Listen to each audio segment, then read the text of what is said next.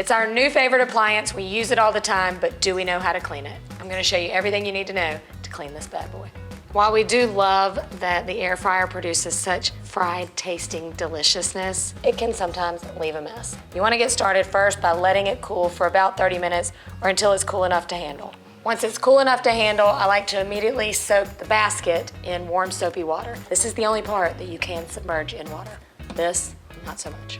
Let's start out with some tools that you need, and you probably have everything on hand. You're gonna need a microfiber cloth or a soft sponge. You'll need a little dish soap to cut the grease. Baking soda is very important to always have in the kitchen for lots of things, but especially this. To get into the nooks and crannies, you'll want a soft bristled brush and maybe even some skewers or toothpicks. A lemon is great to use to cut the grease as well as help with any of those odors that might be trapped in the air fryer. And then you're gonna want a soft cloth to get it all nice and clean inside. And whatever you do, don't forget to unplug it. Before we get soaking, I like to wipe out any of that crusty residue that's on the inside, like that. You don't want all that greasy goodness to go down your sink drain. So just take a paper towel and wipe it up before you start soaking. If you get some little food bits stuck in the little nooks and crannies of the air fryer basket, a skewer is a great way to get those out. When you're scrubbing out the basket, you want to use a soft bristled brush because a lot of these air fryers are made with a non-stick coating, so you don't want to scratch that off. You don't want to use anything like a steel wool.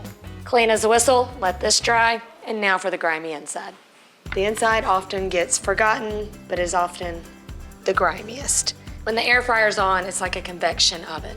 So some of those little splatters happen all along the inside, and after time, it gets stuck on. You don't necessarily need to do this after every single use of the air fryer, but after you've used it several times and you notice the buildup, it's only gonna get worse, so it's best to tame that. First thing you wanna do is remove just that outer layer of grease and grime. I do that with a microfiber cloth or just a soft sponge with just a little bit of dish soap on it. Since we can't submerge this, or get a bunch of water in it, you just want to use the damp sponge, and then we're going to go over it afterwards with just a dry cloth. Since your hand might accidentally brush up against the heating element, that's why you want to make sure it's really cooled off. All right, after that's done, you're going to want to turn it upside down, and we're going to get all the stuff near the heating element. When it's upside down, it's just a little more stable and easy to get around the heating element. For this, you don't really want much soap on your sponge, just a nice damp cloth or sponge, and just rub lightly over the heating element. Keep in mind, the longer you let it build up, the harder it's gonna be. And then the final step is just to dry it off really well so it doesn't get rusty, or you don't wanna have any residual water sitting in there for next time you plug it in. Clean and shiny like new. If the inside of your air fryer has a lot of stuck-on grime, a great tip is to make a paste with baking soda and water. Just rub it on the inside, let it sit for a minute, and then just wipe it off with a damp cloth. And now you know how to clean your air fryer. I hope you'll give some of these tips and tricks a try next time you hit the kitchen and before you get cooking.